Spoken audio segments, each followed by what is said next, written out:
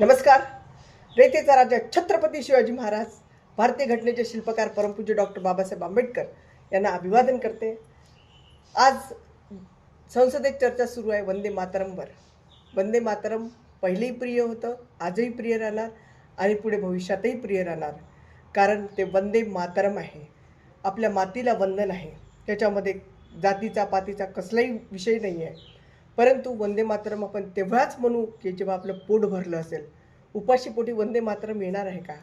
वंदे मातरम आपण तेव्हाच म्हणू जेव्हा आपल्या घरी पैसा राहील, बेरोजगारी राहणार नाही.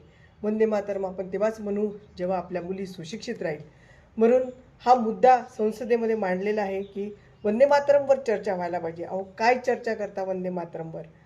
आज भारतामध्ये बेरोजगारी आहे, महागाई आहे, आया बहिणीचे अब्रू लुटले जात आहे, खुलेआम लुटले जात आहे, संविधान असताना लुटले जात आहे, बलात्कार होत आहे, मोठ्या बाया सोडा लहान चिमुकल्या मुलींवर सुद्धा अत्याचार होत आहे.